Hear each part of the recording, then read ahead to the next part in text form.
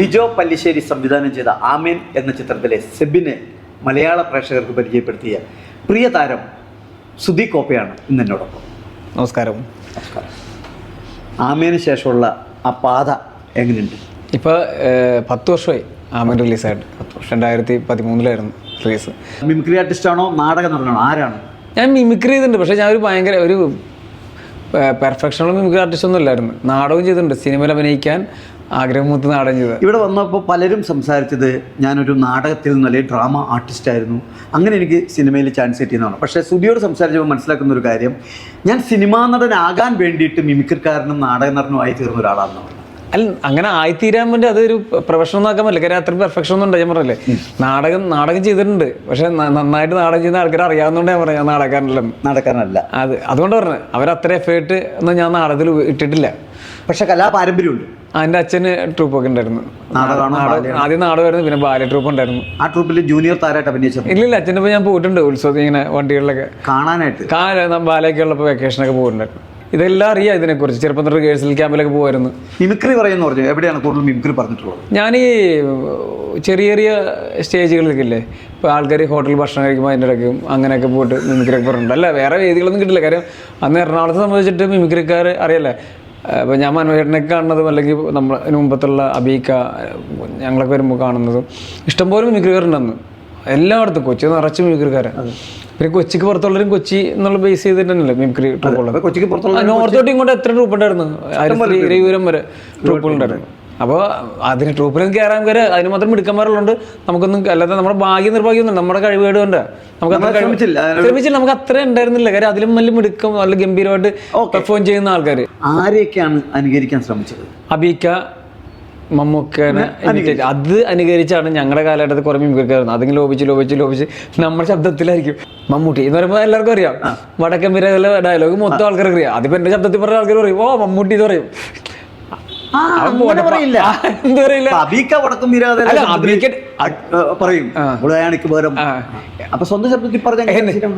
മുളയാണി വെച്ച് പൊൻകാരം കടിച്ചു അങ്ങനെ പറയില്ലേ, ഇങ്ങനെ പറ്റേ. പക്ഷെ ഇത് എന്റെ ശബ്ദവും കൂടുതൽ വരുന്നത്. ശൈലി മമ്മൂക്കയുടെ ആയിരിക്കും. അപ്പുറത്തില് കൂട്ടുകാർ പറഞ്ഞിട്ടുണ്ടോ ഇത് സ്വന്തം ശബ്ദം? ഇല്ലില്ല, നമുക്കത് അറിയാലോ. നമ്മളത് അവർ കൂടുതൽ സ്ഥലത്ത് പോയിട്ടില്ല. നമ്മള് ഡ്രാമ ഞാൻ അതിലേക്കാൾ കൂടുതൽ സീരിയസ് ആയിട്ട് തന്നെ ഡ്രാമ ചെയ്തേട്ടോ. ഞാനൊരു ഡ്രാമ സ്കൂളിലാണ് പഠിച്ചത്, വൈക്കം തിരുനാൾ എന്ന് പറഞ്ഞിട്ട് ഡ്രാമ സ്കൂളിലാണ് പഠിച്ചത്. ജോൺ ടി വേക്കൻ എന്ന മാഷിൻ്റെ പേര്. മാഷിൻ്റെ പേര് 5-6 വർഷം ഉണ്ടായിരുന്നു. പിന്നെ സ്വന്തമായിട്ട് ഞങ്ങൾ കുറേ സുഹൃത്തുക്കൾ ഒരു ചെറിയ അമ്മേച്ച ട്രൂപ്പ് തുടങ്ങി. അങ്ങനെ ഞാൻ പറഞ്ഞതാണ്, അവരൊക്കെ നന്നായിട്ട് പെർഫോം ചെയ്യുന്ന ആൾക്കാരാണ്. എല്ലാവരും സിനിമയിലുണ്ട് അവരൊക്കെ. ആ ചെറിയ ട്രൂപ്പ് തൊട്ട്, ആ ചെറിയ ട്രൂപ്പ് കൊണ്ട് കേരളത്തിൽ എവിടെയെങ്കിലും പ്രോഗ്രാം അവതരിപ്പിക്കാൻ പോയിട്ടുണ്ട്? അപ്പോൾ ഉണ്ട്, സൂര്യ ഫെസ്റ്റിവലിനും കോളേജുകളിലൊക്കെ പോയിട്ടുണ്ട്. ആമേന് ശേഷം സപ്തമശ്രീ, തസ്കര, അല്ലെങ്കിൽ ഗീവർഗീസിനെ കുറിച്ച് എന്താ പറയാറുള്ളത്? അത് മറ്റേ നോർത്ത് 24 എന്ന പടത്തിൽ ഞാൻ അവസരം ചോദിച്ചു ആൻലേട്ടൻ്റെ അടുത്ത് ചെന്നപ്പോൾ അതിനകത്ത് ചെറിയൊരു വേഷം ചെയ്തു. അങ്ങനെ ആൻലേട്ടൻ ഈ പടം തുടങ്ങിയപ്പോൾ എനിക്കൊരു ക്യാരക്ടർ എന്നാണ് ചെമ്പൻ്റെ അസിസ്റ്റൻറ്റ് ഗീവർഗി. അപ്പോൾ ഗീവർഗിയെ സംബന്ധിച്ചിട്ട് സാധാരണ നോർമൽ ക്യാരക്ടർ. അപ്പോൾ അങ്ങനെ ആ വസ്ത്രം ചെയ്തതും ഒക്കെ ഞാൻ ചോദിച്ചു. അപ്പോൾ ആൻലേട്ടൻ സമ്മതിച്ചുകൊണ്ടാണ് അങ്ങനെ ഡ്രസ്സ് ചെയ്ത്. പിന്നെ ഞങ്ങളുടെ വീടിൻ്റെ അടുത്തൊരാളാണ് അങ്ങനെ നടക്കുന്നത്. ആരാണത്? അത് ഒരു ബായായിരുന്നു. പുള്ളി അങ്ങനെ നടക്കുമായിരുന്നു, ബെൽറ്റൊക്കെ മുകളിൽ കിട്ടി നടക്കും. അപ്പോൾ അതുപോലെ ഒന്ന് ചെയ്ത് നോക്കിയാൽ. പക്ഷെ അത് എനിക്ക് ഇഷ്ടപ്പെട്ട്, ആൾക്കാർക്കും ഇഷ്ടപ്പെട്ട് കഴിഞ്ഞപ്പോൾ. പൈപ്പിൻ ചോട്ടിലെ പ്രണയത്തിലെ അയ്യപ്പൻ മലയാള പ്രേക്ഷകരുടെ കണ്ണ് ഒന്ന് നനയിപ്പിച്ചതാണ്. അതെ അതെ, ആ ഒരു ക്യാരക്ടറിലേക്ക് ഉള്ളൊരു, അത് ഈ നമ്മൾ ഈ തമാശകളാണല്ലോ ചെയ്തുകൊണ്ടിരുന്നത്. അപ്പോൾ തമാശ പടങ്ങൾ ചെയ്തുകൊണ്ടിരിക്കുമ്പോൾ സീരിയസ് ആയിട്ട് ചെയ്യാൻ പറ്റൂലെന്നൊക്കെ എനിക്കറിയാം. എനിക്ക് ചെയ്യാൻ പറ്റുമെന്ന് എനിക്ക് ഉറപ്പായിരുന്നു. പക്ഷെ അത് മറ്റുള്ളവർ നമ്മളിങ്ങനെ പറയും ഞാൻ ചെയ്യാട്ടോ എന്ന് പറയാൻ പറ്റില്ല. അപ്പോൾ അതെ, അത് നമ്മുടെ ഡയറക്ടർ എനിക്കത് കൃത്യമായിട്ട് എനിക്ക് തന്ന ക്യാരക്ടർ, ആ സീൻ വെച്ച പടത്തിൻ്റെ ഒരു മെയിൻ സംഭവം പടം ഇല്ലേ, പടത്തിൻ്റെ ഒരു അത് കഴിഞ്ഞു അതിന് മുമ്പാണ് പടം നിൽക്കുന്നത്. അത് കിട്ടി. അത് എനിക്ക് ഏറ്റവും പേടി എന്ന് പറഞ്ഞ സംഭവം വെച്ചാൽ ഈ ഇമോഷണൽ രംഗം മലയാളികൾ നമ്മുടെ മലയാള സിനിമ ആക്ടേഴ്സൊക്കെ ഗംഭീരമായിട്ട് ചെയ്യുന്ന സംഭവം അത് ചെയ്ത് വെച്ചിട്ടുണ്ട്. അപ്പോൾ അത് പാളിക്കഴിഞ്ഞാൽ ഭയങ്കര പ്രശ്നമാണത്. അതല്ല, കോമഡിയിലൂടെ ഇപ്പോൾ കൊമേഡിയൻ ആളുകൾ ചിരിപ്പിച്ചിട്ടുള്ള ഒരാള് സങ്കടം പറഞ്ഞ പെട്ടെന്ന് അതെ അതെ അങ്ങനെ ഒരു അവസരം ആയിരുന്നല്ലോ. അതെനിക്ക് ഫസ്റ്റ് ഒരു അവസരം വരുന്നത്. ആദ്യമായിട്ട് ഞാൻ സിനിമയിൽ ഇങ്ങനെ കരഞ്ഞൊക്കെ അഭിനയിക്കുന്ന പടത്തില്. ഈ കരഞ്ഞഭിനയിക്കും അത് എന്തെങ്കിലും സ്വാധീനം ചെലുത്തിയോ ഏതെങ്കിലും? ഇല്ല, അങ്ങനെ മറ്റേ ആരെങ്കിലും മരിച്ചവരൊക്കെ അല്ല പറയും. അത് അല്ല ഞാൻ പറഞ്ഞു, അതൊക്കെ ഓരോരുത്തരുടെ രീതികളാണ്. അത് മോശമായിട്ട് പറയാൻ പറ്റില്ല നമുക്ക്. ഇപ്പം നമ്മളല്ലോ, ഞാൻ ക്യാരക്ടർ പഠിക്കാൻ വേണ്ടി അവിടെ പോയി താമസിച്ചെന്നൊക്കെ പറയുന്നത് അതൊക്കെ ഓരോരുത്തരുടെ രീതികളാണ്. അതൊന്നും നമുക്ക് പറയാൻ പറ്റുമോ ഈ അവനെന്ത് അങ്ങനെയൊന്നുമില്ല, നമ്മുടെ രീതി വേറെയാണ്. എനിക്ക് അങ്ങനെയൊന്നും ഓർക്കേണ്ടി വന്നിട്ടില്ല. നമ്മൾ ആ സിറ്റുവേഷൻ അഭിനയിച്ചായിരിക്കും, അഭിനയിക്കുകയാണ്. അല്ല ഞാൻ എൻ്റെ ജീവിതത്തിൽ നിന്ന് ഞാൻ ഇത് കഴിഞ്ഞിട്ട് ഞാൻ എൻ്റെ വിഷമം അതിനപ്പോൾ കട്ടുറമ്പ് എൻ്റെ വിഷമം മാറുമായിരുന്നു. നമ്മുടെ ജീവിതത്തിൽ ഓരോരുത്തർക്കും ഓരോ രീതികളാണല്ലോ ജീവിതത്തിൽ അല്ലേ. ചിലർ റെയിൽവേ സ്റ്റേഷനിൽ 1 മണിക്കൂർ മുമ്പ് പോകും, ചില ട്രെയിൻ വിടാൻ ഓടിക്കയറിപ്പോഴും, അങ്ങനെ മനസ്സിലായോ. ചില ആൾക്കാർ കൂളായിട്ടിരിക്കുന്ന ട്രെയിൻ 7 മണിക്കല്ലേ കുഴപ്പം, ചില ആൾക്കാർ 6 മണിക്ക് അവിടെ പോയി നിൽക്കും, ടെൻഷൻ ഉറങ്ങൂല. അതെ അങ്ങനെ. അപ്പൊ അതുപോലെ തന്നെ ആയിരിക്കാം, ഓരോ രീതിയാണല്ലോ. ഒരുപാട് നാളുകൾക്ക് ശേഷം മലയാളത്തിൽ ഇറങ്ങിയ ഒരു കോമഡി ചിത്രമാണ് ആട് 1ഉം 2ഉം അല്ലേ. കഞ്ചാവ് സോമൻ വലിയ ആൾക്കാർ നമ്മൾ സാധാരണ സിനിമ കൊണ്ട് നല്ലതാണ് നല്ല അഭിപ്രായം പറയും.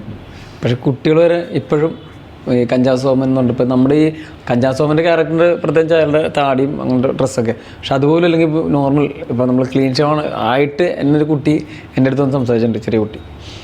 അല്ല ഞാൻ പറഞ്ഞ കഞ്ചാവ് സോമൻ ഇഷ്ടപ്പെട്ടത് കാര്യം അല്ലേന്ന് ചോദിച്ചിട്ടുണ്ട് എൻ്റെ അടുത്ത്. കഞ്ചാവ് സോമൻ സ്പെഷ്യൽ പാട്ടുണ്ടായിരുന്നു അവിടെ മിക്ക ഉണ്ട് ഫസ്റ്റ് പാർട്ടിലുണ്ട്. അതുകൊണ്ട് ഒരു ബാക്ക്ഗ്രൗണ്ട് സ്കോർ ഉണ്ട്, കിളിയേ അത്. സുധി പൊതുവെ ഇപ്പൊ മിക്ക സിനിമയിൽ ഇപ്പൊ ഒഴിച്ചുകൂടാനാവാത്തൊരു കലാകാരനാണ് മലയാള സിനിമയിൽ. ഇപ്പൊ അതെ, സുധിയെ പൊതുവെ ഇപ്പൊ സിനിമയുടെ ആഘോഷ പരിപാടികൾ ഉണ്ടാവാറുണ്ട്, മറ്റുള്ള പ്രൊമോഷൻ പരിപാടികളൊക്കെ ഉണ്ട്, പക്ഷെ ഇതിലൊന്നും മിക്കപ്പോഴും കാണുന്നില്ല. അതായിരുന്നില്ല, ഞങ്ങൾ വീട് കൊച്ചിയിലാണല്ലോ. ഞങ്ങൾ സാധാരണ ആൾക്കാർ രാവിലെ ജോലിക്ക് വന്നിട്ട് വൈകുന്നേരം തിരിച്ചു പോകും. ആ സിസ്റ്റത്തിൽ ഞങ്ങൾ വൈകുന്നേരം തിരിച്ച് വീട്ടിൽ പോകും. കാരണം ഇവിടെ താമസിക്കുന്ന കുറേ സുഹൃത്തുക്കളുണ്ട് അവിടെ തന്നെ വന്ന് താമസിക്കുന്ന ഫ്ലാറ്റിൽ. അപ്പോൾ ഞാൻ ഇൻഡിപെൻഡൻ്റ് ഹൗസാണ്, വീടാണ്. അപ്പോൾ അതുപോലെ ഞങ്ങൾ രാവിലെ വരും, സിനിമയായിട്ട് ബന്ധപ്പെട്ട ഡബ്ബിങ് എല്ലാ ഫംഗ്ഷനൊക്കെ പറ്റും, വൈകുന്നേരം തിരിച്ചു പോകും. അതുകൊണ്ടാണ് കൂടുതൽ കാണാത്ത ഇവിടെ. പക്ഷേ കൊച്ചിയിൽ വന്നാൽ എപ്പോഴും കാണും, പേരപ്പേരടക്കം കാണാം. ഒരു സിനിമാ നടനാവാൻ വേണ്ടിയിട്ട് എന്തൊക്കെ തയ്യാറെടുപ്പുകളാണ് നടത്തിയത്? ഉള്ളിൽ സിനിമയാണെന്ന് എനിക്ക് പൂർണ്ണമായിട്ട് ഡാൻസ്, ഫൈറ്റ്, കുതിരോട്ടം അതൊക്കെയാണോ? കുതിരോട്ടൊന്നുമില്ല. ഇല്ല. പിന്നെ എങ്ങനെയാണ്? ആദ്യം എനിക്ക് അഭിനയിക്കാൻ പറ്റുമെന്നുള്ള തിരിച്ചറിവ് ഉണ്ടായിരുന്നു. എനിക്ക് അതാണ് ഫസ്റ്റ് എനിക്ക് തോന്നിയത്. സ്കൂളിലോ കോളേജിലോ? സ്കൂളിലല്ല, ഈ ആഗ്രഹം വന്നപ്പോൾ എനിക്ക് പാടാൻ പറ്റില്ലെന്നറിയാം, ഡാൻസ് കളിക്കാൻ പറ്റില്ലെന്നറിയാം. അവിടുത്തെ ഒരു തിരിച്ചറിവ് വേണമെന്നാണ്. എങ്ങനെയാണ് ആ തിരിച്ചറിവുണ്ടായത്? അത് നമ്മുടെ സുഹൃത്തുക്കളുടെ ഇടയിൽ നമ്മൾ ചെയ്യുന്ന ചെറിയ പൊടിക്കൈകളൊക്കെ ചെയ്യുമല്ലോ, ചില കാര്യങ്ങളൊക്കെ. അപ്പൊ ചേട്ടന് എല്ലാവരും മിമിക്രിയൊക്കെ ചെയ്യുന്ന അങ്ങനെ തന്നെ സുഹൃത്തുക്കൾ. അപ്പൊ അങ്ങനെ ആ ഒരു കോൺഫിഡൻസാണ്. അപ്പൊ എനിക്കറിയാം, ഞാൻ നേരത്തെ പറഞ്ഞത് അതൊക്കെ ഇപ്പോൾ ഒരു ഇൻസ്ട്രുമെന്റ് വായിക്കാൻ എനിക്കറിയില്ല. അപ്പൊ അങ്ങനെ വേറെ ഒരു കാര്യം നന്നായിട്ട് പ്രസംഗിക്കാൻ എനിക്കറിയില്ല. ഇപ്പൊ സാഹചര്യനൊക്കെ പ്രസംഗിക്കേണ്ട അറിയാമല്ലോ സ്റ്റേജിൽ, ഗംഭീരമായിട്ട്. അപ്പൊ അങ്ങനെ അറിയില്ല. പക്ഷെ എനിക്ക് കുറച്ചെങ്കിലും ചെയ്യാൻ പറ്റുന്നത് അഭിനയം ആണെന്ന് ഒരു തിരിച്ചറിവ് അതുണ്ടെങ്കിൽ ഇപ്പോൾ നമ്മൾ എനിക്ക് പാടാൻ പറ്റുമെന്നുള്ള കോൺഫിഡൻസ് തിരിച്ചറിവുണ്ടെങ്കിൽ പാടിയിട്ടായിരുള്ളൂ. അല്ല അവിടെ പോയിട്ട് നമ്മൾ മറ്റുള്ളവരെ കുറ്റം പറഞ്ഞ കാര്യമില്ല. ഇനി സിനിമയിലേക്കൊരു എൻട്രിക്ക് വേണ്ടി ഓഡിഷൻ അങ്ങനെ കുറെ കാര്യങ്ങളുണ്ടല്ലോ. അതെ, ഓഡിഷനുമായിരുന്നു. പോയിട്ടുണ്ടോന്നോ? ഞാൻ പോകാത്ത ഓഡിഷൻ കാണില്ല. ഞാൻ പോകാത്ത ഓഡിഷൻ കേരളത്തിൽ നടന്നാണൂല. അത് ഇപ്പൊ എറണാകുളത്തേക്ക് 3-4 ഓഡിഷൻ കാണും ചിലപ്പോൾ ഒരു ദിവസം. അന്ന് കുറച്ചും കൂടി ഓഡിഷൻ കൂടുതലാണ്. സാമ്പത്തികമായിട്ട് ഉയർന്ന ഫാമിലി ആയിരുന്നു. അച്ഛൻ ഗവൺമെന്റ് സർവീസിൽ സാമ്പത്തികം ഉയർന്നല്ലോ, സാധാരണ ഫാമിലി ആയിരുന്നു. അച്ഛൻ TCCയിലായിരുന്നു ഏലൂര്. പക്ഷെ സാമ്പത്തികം ഞാൻ പറഞ്ഞത് നമുക്ക് വരുമാനമൊന്നും ഉണ്ടായിരുന്നില്ല. എനിക്ക് വരുമാനത്തിന് ഞാൻ എല്ലാ ജോലിയും ചെയ്തിട്ടുണ്ട്. അപ്പൊ നമ്മൾ എല്ലാ ജോലിക്കും പോയിട്ടുണ്ട് വരുമാനത്തിന് വേണ്ടി, പോക്കറ്റ് മണിക്ക് വേണ്ടി. ഈ പോക്കറ്റ് മണി ഇല്ലാതിരുന്ന ചില സമയത്ത് ഓഡിഷനിൽ പങ്കെടുക്കണം. അപ്പൊ പൈസ എങ്ങനെ സ്വരൂപിച്ചത്? അപ്പൊ അങ്ങനെ പോക്കറ്റ് മണി വീട്ടിൽ നിന്ന് നമുക്ക് പൈസ കിട്ടാനുള്ള സാഹചര്യം അല്ലായിരുന്നു. അപ്പൊ ഞാൻ പേപ്പർ ഇടാൻ അങ്ങനത്തെ ജോലികളൊക്കെ ചെയ്യുമായിരുന്നു, പാരിടാൻ പോകുമായിരുന്നു. അങ്ങനെ പോക്കറ്റ് മണിയൊക്കെ ഉണ്ടായിരുന്നു. പിന്നെ കൂട്ടുകാരോടൊപ്പം ഹെൽപ്പറായിട്ടൊക്കെ ജോലിക്ക് പോകും, എല്ലാ ജോലിയും പോയിട്ടുണ്ട്. അപ്പം അങ്ങനെയൊക്കെ പോകും. അപ്പം എപ്പോഴും പിന്നെ എനിക്ക് ചെറിയ ജോലി, പിന്നെ ആൾക്കാരുടെ ഒരു നമ്മളൊക്കെ ഒരു കോൺഫിഡൻ്റ് ഉള്ള ഒരു കാര്യമില്ല. ഈ ആളുകൾ ഇവനിങ്ങനെ നടക്കുവാണല്ലോ, അത് അവരുടെ കുറ്റമല്ലേ പറഞ്ഞത്. അപ്പോൾ നമുക്കൊരു ജോലി വേണം. അങ്ങനെ ജോലി കിട്ടി കഴിയുമ്പോഴും സെയിൽസിൽ വർക്കായിരുന്നു. അപ്പോൾ എനിക്ക് മിക്കവാറും ഫീൽഡ് വർക്കായിരുന്നു. അപ്പോൾ എനിക്ക് കൂടുതൽ സമയത്ത് ഡയറക്ടേഴ്സിനെയും അല്ലെങ്കിൽ ഈ ഓഡീഷന് സിനിമയുടെ പൂജയ്ക്കൊക്കെ പോകാൻ പറ്റും. സമയം ഇഷ്ടപോലെ കിട്ടും. ഒരു ഓഫീസ് വർക്ക് ആകുമ്പോഴാണല്ലോ പോകാൻ പറ്റാത്തത്. അങ്ങനെ ജോലി ആകുമ്പോൾ അങ്ങനെ പോകും. അപ്പോൾ ഓൾ കേരളായിരുന്നു. കുറച്ച് ഉദ്ദേശിച്ച സ്ഥലത്ത് ഞാൻ അന്ന് ഹാപ്പിയാ, അന്നും ഭയങ്കര ഹാപ്പിയാ ഞാൻ. കാര്യം അഭിനയിക്കാൻ പറ്റുമല്ലോ എന്ന്. ഇപ്പൊ അഭിനയിക്കുന്ന ഹാപ്പിയാ, ഇനി അഭിനയിച്ചുകൊണ്ടിരിക്കുന്ന ഹാപ്പി ആയിരിക്കും. ഞാൻ ഒരുപാട് ഈ സിനിമയിലൊക്കെ അഭിനയിക്കുന്നതിന് മുമ്പ് ജോലി ചെയ്യുന്ന കാര്യം പറഞ്ഞല്ലേ. അപ്പൊ ഞാൻ ജോലി ചെയ്തപ്പോൾ ഇങ്ങനെ പോകുമ്പോൾ എൻ്റെ പഴയൊരു സാറ് നമ്മുടെ അറ്റ്ലാന്റിസ് ഗേറ്റില്ലേ, നമ്മുടെ MG റോഡിൽ പരമ്പരയിലേക്ക് ഞാൻ പോകും, കാർ ഓടിച്ച് പോവുക, ഷൂട്ടിൻ്റെ എന്തോ ഡബ്ബിങ്ങിൻ്റെ ആവശ്യത്തിന് പോവാം. സിനിമ അടുത്ത അപ്പോൾ എന്നെ കുറേ പേരൊക്കെ തിരിച്ചറിയുന്നൊരു സന്ദർഭം. അപ്പോൾ പോകുമ്പോൾ ഞാൻ സാറിനെ കേട്ട, സാറ് ഫോൺ ചെയ്തുകൊണ്ടിരിക്കണം അവിടെ റോഡ് സൈഡിൽ, പഴയ ബോസ് എന്തോ ആവശ്യത്തിന് പുള്ളി വന്നിട്ട്. അപ്പോൾ ഞാൻ പെട്ടെന്ന് തന്നെ എൻ്റെ ഒപ്പം ഒരു ആർട്ടിസ്റ്റ് ഇരിപ്പുണ്ട്. അപ്പോൾ ഞാൻ ചോദിച്ചു, സാർ സാർ സാർ എന്ന് വിളിച്ചപ്പോൾ വണ്ടി അവിടെ ഗേറ്റ് തുറന്നു. അപ്പോൾ അതിപ്പോൾ ആ സുധി കുഴപ്പമുണ്ടാ എന്ന് ചോദിച്ചിട്ടത്. അപ്പോൾ ഞാൻ സാർ ഞാൻ വിളിക്കാന്ന് പറഞ്ഞാൽ നമ്പറൊന്നും ഇല്ല. എടാ അതല്ല, എടാ നീ ട്രിപ്പ് കഴിയുമ്പോൾ തിരിച്ചു വന്നോട്ടോ, എനിക്കൊരു ആവശ്യമുണ്ടെന്ന്. പുള്ളി ഞാൻ അതല്ല, അതിപ്പോ പുള്ളി സിനിമ കാണാറില്ല, ഞാൻ സിനിമയിൽ അഭിനയിച്ചാലും പുള്ളിക്കറിയില്ല. പുള്ളി വെച്ച് ഞാൻ യൂബർ ആയിട്ട് അല്ലെങ്കിൽ പുള്ളിയെ ട്രിപ്പ് പോവാണ്. അല്ല പോയി തിരിച്ചു വന്നാൽ പുള്ളിക്ക് ഡ്രൈവറിന് ആവശ്യമുണ്ടെന്ന് പുള്ളി വിളിച്ചു പറഞ്ഞു. ഓടി എൻ്റെ ഒരു ഡ്രൈവറിന് ആവശ്യമുണ്ട്, നീ ട്രിപ്പ് കഴിയുമ്പോൾ തിരിച്ചു വരാൻ പറഞ്ഞു. അപ്പൊ അത് നമ്മൾ ദേഷ്യപ്പെടുന്നതല്ല പറഞ്ഞു. സാറ് എന്നെ സിനിമ കാണാറില്ല, സാറിന് കുറെ ഒരുപാട് നാളെ എന്നെ കണ്ടിട്ട്. സുധിയെ പോലെ തന്നെ എൻ്റെ ഒരു പരിചയത്തിൽ ഇന്ന് അദ്ദേഹം ഒരു സിനിമാ താരമാണ്. ഇതുപോലെ സിനിമയെ മനസ്സിൽ കൊണ്ടു നടന്നൊരു കലാകാരനുണ്ട്. അവൻ ഞങ്ങളുടെ നാട്ടിൽ ഒരു കടയിൽ സ്വർണം ഒക്കെ പണിയുന്ന കടയിൽ അസിസ്റ്റൻ്റായിട്ട് ഇങ്ങനെ ഇരുന്ന് ചെറിയ വർക്കുകളൊക്കെ ചെയ്യും. അപ്പോൾ പൊക്കമൊക്കെ ചെറിയ പയ്യൻ എന്നെ കാണുമ്പോൾ ചേട്ടാ സിനിമയിൽ കയറാൻ വല്ല ചാൻസ് ഉണ്ടോ നിൽക്കും. ഞാൻ പറയും ഒന്ന് പോയിക്കോ അവിടെ നിന്ന്, ഞാനും ഉണ്ണിയസ് നായരും സിനിമയിൽ കയറില്ല, പിന്നെ നീ പെട്ടെന്ന് എങ്ങനെ സിനിമയിൽ കയറണമെന്ന് പറഞ്ഞ അവൻ തൃപ്പൂണിത്തുറ അത്തച്ചമയത്തിന് ഒരു ദിവസം ഞാൻ കണ്ടപ്പോൾ എന്നോട് പറയാം, ചേട്ടാ എൻ്റെ ഒരു സിനിമ ഇറങ്ങുന്നുണ്ട്. ഞാൻ നീ പോയിട്ട് ഞാൻ ചെന്നൈ പോയിട്ട് നാടകമെല്ലാം പഠിച്ച് ഡ്രാമ സ്കൂളിൽ പഠിച്ച് ഞാൻ ഒരു സിനിമ എൻ്റെ ഇപ്പോൾ ഇറങ്ങുമെന്ന് പറഞ്ഞു.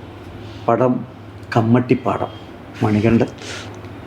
ഞാൻ ഞെട്ടിപ്പോയി. അതായത് ഞങ്ങളുടെ നാട്ടിലും ഞങ്ങളുടെ കൂടെയൊക്കെ ചെറുപ്പത്തിലേ പറഞ്ഞാൽ എനിക്ക് സിനിമയിൽ കയറും, ഒരിക്കലും അവൻ സിനിമയിൽ കയറുമെന്ന് ഞങ്ങൾ ചിന്തിച്ചില്ല. അവനെനിക്ക് നേരത്തെ അറിയാം ആത്മാർത്ഥമായിട്ടുള്ള പരിശ്രമം. ഇത് ഇപ്പം എല്ലാവരും പറയും നമ്മൾ ഈ ഭാഗ്യം എന്ന് പറയും, ശരിയായിരിക്കും എനിക്കറിയില്ല. പക്ഷേ ഇതിന് പുറകിൽ എല്ലാ ഭാഗ്യവും അധ്വാനം ഉണ്ട് ഇതിനകത്ത്. ശരിക്കും ശ്രമമുണ്ട്. ഈ അധ്വാനം ചിലപ്പോൾ ചില ആൾക്കാർ ഇങ്ങനെ അധ്വാനിക്കും, ചില ആൾക്കാർ അതാണ് ആ ടൈം വരുന്നത്. അതെ, അല്ല ഞാൻ മനസ്സിലാക്കിയെടുത്തോളം ശ്രമിച്ചിട്ടുള്ള ആഗ്രഹം കൊണ്ട് ശ്രമിച്ചിട്ടുള്ള എല്ലാവരും ആ സ്ഥലത്ത് എത്തിയിട്ടുണ്ട്. ആഗ്രഹിക്കാന്ന് വെച്ചാൽ നമ്മൾ എങ്ങനെ അഭിനയിക്കുന്ന ആഗ്രഹിക്കണ്ടല്ല, നമ്മൾ മറ്റേ വലിയ പ്രീമിയം വണ്ടിയോ അല്ലെങ്കിൽ നമ്മുടെ ഫ്ലെക്സ് ഒന്നുമല്ല ആഗ്രഹിക്കുന്നത്. ആൾക്കാർ വന്ന് സെൽഫി എടുക്കുന്നതല്ല, എങ്ങനെ അത് നമ്മൾ പറയുന്നത് നമ്മുടെ സിനിമകളൊക്കെ കാണുമ്പോൾ ഓരോ ആക്ടേഴ്സൊക്കെ അഭിനയിക്കുമ്പോഴേ നമ്മളും പേടിയാവൂലേ. നമ്മൾ ഒരു സിനിമയിൽ കവിതയൊക്കെ പാടിയത് എന്റെ ദൈവമേ. അന്നാണ് നമ്മൾ ആദ്യമായിട്ട് പരിചയപ്പെടുന്നത്. എനിക്കറിയാം, അല്ല നേരത്തെ നമ്മൾ ഒരുമിച്ച് വർക്ക് ചെയ്യുന്നത് സിനിമയിൽ. അവർക്ക് നമ്മുടെ സ്വയം വിചാരം നമ്മൾ ഭയങ്കര സംഭവം എന്നുള്ള കാരണമൊക്കെ കാണും ചിലപ്പോൾ. അപ്പോൾ എനിക്ക് കൊച്ചിയിൽ വീടിൻ്റെ അടുത്ത് ഒരു പാർക്കുണ്ട്. അവിടെ 2 വർഷമായിട്ട് ഞാൻ കുറേ വർഷമായിട്ട് അവിടെ രാവിലെ നടക്കാനും കുറച്ച് ചെറിയ എക്സസൈസൊക്കെ ചെയ്യുമായിരുന്നു. അപ്പോൾ എൻ്റെ കൂടെ കുറച്ച് ഞങ്ങളുടെ ഒരു ഗ്രൂപ്പുണ്ട്. അപ്പോൾ ഗ്രൂപ്പ് അവർ ഓടാൻ പലരും പല കാര്യങ്ങൾ ചെയ്തിട്ട് ഒരു 6:45 7 മണിയാകുമ്പോൾ വന്നിട്ട് സെറ്റാവും. അപ്പോൾ അതുവരെ ഞാൻ ചിലപ്പോൾ ഒറ്റയ്ക്കായിരിക്കും ഞാൻ നടക്കുമ്പോൾ അവിടെ നിന്ന് എക്സസൈസ് ചെയ്യണം. അപ്പോൾ എൻ്റെ കൂടെ ഞാൻ സ്ഥിരം കാണുന്ന ഒരാളുണ്ട്, പുള്ളി ഫോട്ടോച്ചിക്കാരനാണ്. അപ്പോൾ എൻ്റെ അടുത്ത് ഇങ്ങനെ കാണും, സംസാരിക്കും, എന്താ ജോലിക്ക് പോയില്ല ഇന്ന് പോയില്ല എന്നൊക്കെ സംസാരിക്കും. വേറെ കൂടുതലൊന്നുമില്ല, സംസാരിക്കും, വിശേഷങ്ങളൊക്കെ പറയും. ചേട്ടാ ഇന്ന് ഞാൻ നേരത്തെ പോട്ടെന്നൊക്കെ പുള്ളി പോകും, അങ്ങനെ വരും. അങ്ങനെ ഒരു ദിവസം ഞാൻ നിൽക്കുമ്പോൾ എൻ്റെ അടുത്ത് പറഞ്ഞ് ചേട്ടാ ആരുമില്ല, പുള്ളിക്ക് എന്നെ അപ്പഴ ഒറ്റയ്ക്ക് കിട്ടിയേക്കാൻ ശരിക്കും. ചേട്ടനെ പോലെ എടുത്ത സിനിമയിലുണ്ടെന്ന് പറഞ്ഞിട്ടുണ്ട്. അപ്പോൾ ഞാൻ അത് എന്നെ കളിയാക്കി ഞാൻ അതെ ചേട്ടാ ഞാൻ മറ്റേ പടങ്ങളുണ്ട് ഇന്നല്ല അതിനകത്ത് ചേട്ടനെ പോലെ ഞാൻ കുറേ ദിവസം ചേട്ടൻ്റെ അടുത്ത് പറയണമെന്ന് ആലോചിക്കണം. അപ്പം ഞാനപ്പോൾ വിചാരിച്ചു പറഞ്ഞു ഞാനും കേട്ടടാ ഇങ്ങനെ പലരും പറയുന്നുണ്ട് എൻ്റെ പേര്. അവനുണ്ട് കേട്ടോ, അവൻ മറ്റേ പടത്തിലാണ് പൊറിഞ്ചു ഞങ്ങളുണ്ട്. പൊറിഞ്ചു പറയും ദിവസമൊക്കെ ഇഷ്ടംപോലെ ആൾക്കാർ റിപ്പീറ്റ് വാച്ച് ചെയ്യുന്ന സിനിമയാണല്ലോ. അപ്പോൾ കണ്ടു കേട്ടോ അങ്ങനെയാണ്.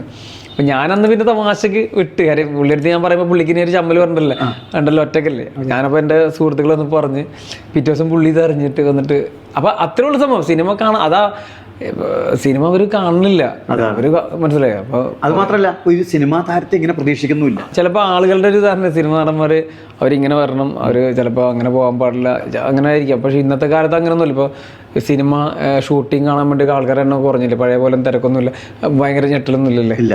അപ്പോൾ നമ്മൾ അവരിൽ ഇപ്പോൾ നമ്മളെന്നല്ല, നമ്മളും പ്രേക്ഷകരാണ് അല്ലേ, നമ്മൾ അങ്ങനെയാണ്. ചില ആളുകൾ നമ്മളിപ്പോൾ മനസ്സിലാക്കിയാലും മനസ്സിലാകാത്ത ഭാവം അതുണ്ട് അത് നമ്മളെങ്ങനെ നോക്കും, നമ്മൾ നോക്കുമ്പോഴത്തേക്കും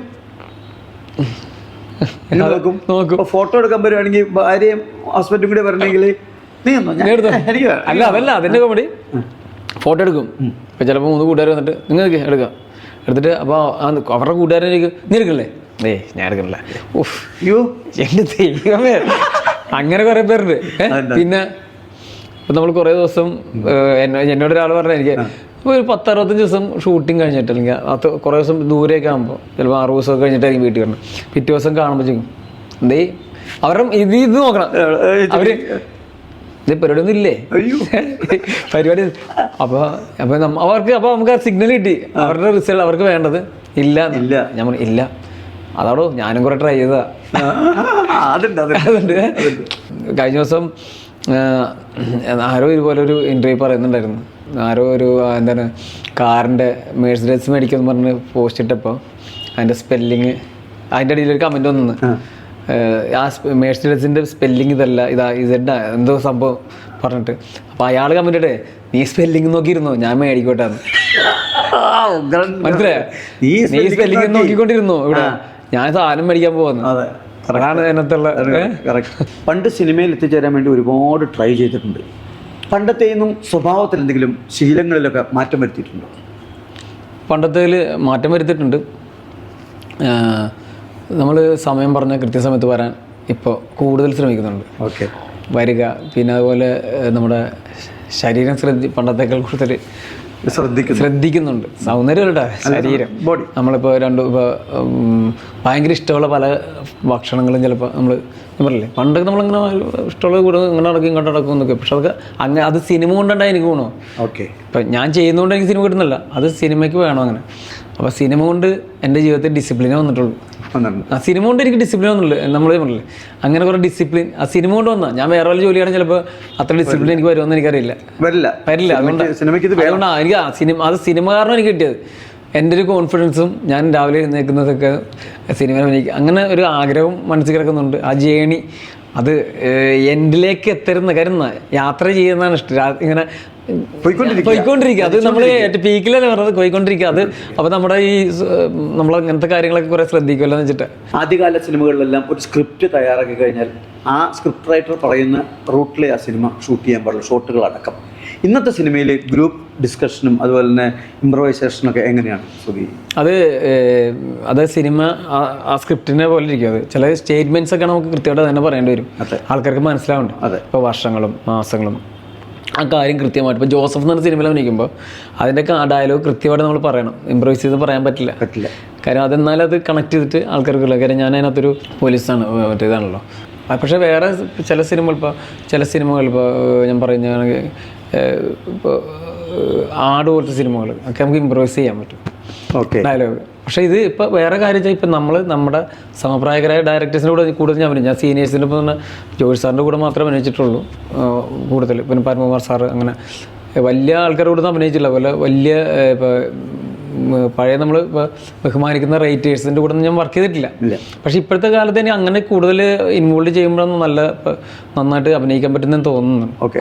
അവർ പറഞ്ഞു തരുന്ന കാര്യങ്ങളുടെ അണുവിട തെറ്റാതെ പോയിക്കോളണം. അപ്പോൾ എനിക്ക് അത് അവർക്ക് ആ സബ്ജക്റ്റ് അങ്ങനെ ആയിരിക്കും. അത് അതുകൊണ്ടായിരിക്കാം അങ്ങനെ. പക്ഷെ ഇപ്പോൾ ചില പടങ്ങൾ സ്ക്രിപ്റ്റ് പോലും ചിലപ്പോൾ വർക്ക് ചെയ്ത് അവിടെ ഇരുന്ന് കണ്ടന്റ് പറയുകയും അത് ചില അങ്ങനെ ഉണ്ട്. ഇപ്പോൾ ഒരു കാര്യം പറഞ്ഞത് നിങ്ങൾ ഇഷ്ടമുള്ള പറഞ്ഞിട്ട് നല്ലതാണ് അത് പറഞ്ഞു അങ്ങനെ പറയും അങ്ങനെ ചെയ്യുന്നുണ്ട്. അത് ഓരോ ഡയറക്ടേഴ്സിൻ്റെ ഒക്കെ ഓരോ രീതികളാണ്. ഓരോ ആക്ടറെ ആദ്യം പറഞ്ഞ ഓരോ ആക്ടറുടെ ഓരോ ശൈലി എന്ന് പറഞ്ഞു, ഓരോ ഡയറക്ടേഴ്സിന്റെ. പിന്നെ ഇപ്പം നമ്മൾ പറയില്ലേ, ഈ നമ്മുടെ ചെറുപ്പത്തിൽ ഈ അച്ഛനും അമ്മയും അല്ലെങ്കിൽ അതിന് മുമ്പത്തെ ഒരു കാലഘട്ടത്തിൽ അച്ഛനും അമ്മയൊക്കെ അച്ഛനോട് മക്കൾ മിണ്ടാത്തൊരു കാലം ഉണ്ടായിരുന്നു അല്ലേ? അമ്മയോട് കമ്മ്യൂണിക്കേറ്റ് ചെയ്തിട്ട് ഇങ്ങനെ ട്രയാങ്കിൾ പരിപാടിയാണ്. ഇപ്പം അങ്ങനെയാണ് അച്ഛനും മക്കളും. അതുപോലെ തന്നെ ഞാൻ പറയാം കാലം അപ്പോൾ ആരും തെറ്റുപറയാൻ പോലും. ഇപ്പോൾ പഴയ സബ്ജക്റ്റുകളല്ല, പല വിഷയങ്ങളല്ല. ഇപ്പോൾ തൊഴിലായ്മ ഒക്കെ വിഷയമായി കഴിഞ്ഞാൽ ആൾക്കാരെ എങ്ങനെ സിനിമയിൽ വന്നു കഴിഞ്ഞാൽ അങ്ങനെ വർക്കാവുന്നൊക്കെ സംശയമാണ് അല്ലേ? അപ്പോൾ അങ്ങനെ പല സാഹചര്യം മാറുന്നത് സിനിമ മാറും, അത് പല രീതികളും മാറും. പിന്നെ ടെക്നോളജി മാറി കുറച്ചും കൂടെ എളുപ്പമായി കാര്യങ്ങളൊക്കെ. ആർക്കും സിനിമയിലേക്ക് എത്താം, എത്ര ഷോട്ട് വേണമെങ്കിലും എടുക്കാം. അങ്ങനെ അതെ. ഓക്കെ, അപ്പോൾ അതൊക്കെ ആയിരിക്കാം. എന്തായാലും പുതിയ രീതി മാറും. ഇപ്പോൾ സിനിമ മാറിക്കൊണ്ടിരിക്കുമല്ലേ, OTT വന്നപ്പോൾ വേൾഡ് മൊത്തം ലാംഗ്വേജ് മാറി ഇപ്പോൾ അല്ലേ? ഇനി വരാൻ പോകുന്ന പടം വിഷ്ണു എന്ന ഡയറക്ടർ മർഡോണയ്ക്ക് ശേഷം ഡയറക്റ്റ് ചെയ്യുന്ന പടം നടന്ന സംഭവം. ബിജു മേനോനും സുരാജ് വെഞ്ഞാറും കൂടെയാണ് ലീഡ് ചെയ്യുന്നത്. നടന്ന സംഭവം ജനുവരി റിലീസാണ്. ഓക്കെ, എന്തായാലും വളരെയധികം സന്തോഷം എൻ്റെ ഈ പ്രോഗ്രാമിൽ എത്തിയതിന്. Thank you. എനിക്കും വളരെ സന്തോഷം. പ്രത്യേകിച്ച് വേറൊന്നുമല്ല, ഞാൻ ഈ മിമിക്രി കാര്യമൊക്കെ പറഞ്ഞപ്പോൾ നിങ്ങൾക്ക് കിട്ടുന്ന കയ്യടികൾ, ഇപ്പോൾ മിമിക്രിയിലെ മനോജേട്ടനും ഉണ്ണിയും ഒക്കെ എന്നുള്ള ആർട്ടിസ്റ്റുകൾ അന്നത്തെ കാലത്ത്, അതായത് അവരുടെയൊക്കെ കഴിഞ്ഞിട്ട് വന്ന നിങ്ങൾ അപ്പോൾ വന്നിട്ട് അന്നത്തെ ഓട്ടംതുള്ളലും പിന്നെ സന്യാസിമാർ, അപ്പോൾ അതൊക്കെ ഞങ്ങളൊക്കെ കട്ടെടുത്ത് ചെയ്തിട്ടുണ്ട്. അപ്പോൾ ആ കയ്യടിയാണ് അവർക്ക് കിട്ടുന്ന കയ്യടി കണ്ട പറഞ്ഞാണ് പലരും ഞാനടക്കമുള്ള ആൾക്കാർ മിമിക്രിയിലൊക്കെ വരുന്നതും ഒരുപാട് പേര് അങ്ങനെ അതെ അതൊക്കെ തന്നെയാണ് ഇതിനകത്ത് ഇപ്പോൾ വന്നത്. കാര്യം വരാനും ഇങ്ങനത്തെ പ്രോഗ്രാമുകൾ കാണാൻ പറ്റും. അന്ന് കുറച്ചും കൂടെ നമുക്ക് TV കൂടെ കാണാൻ പറ്റുന്നുണ്ട് പണ്ടത്തെ പോലെ അല്ല. അപ്പം അതുകൊണ്ടായിരിക്കാം അതിന്ന് ഇങ്ങനെ വന്ന സിനിമയിലൊക്കെ വരാൻ പറ്റിയത്. അപ്പോൾ എന്തായാലും വളരെ സന്തോഷം വിളിച്ചേരും. Thank you. കുറേ പ്രാവശ്യം വിളിക്കുന്നത്, എന്തായാലും ഇപ്പോഴാണ് വരാൻ പറ്റിയത്. സന്തോഷം. Thank you.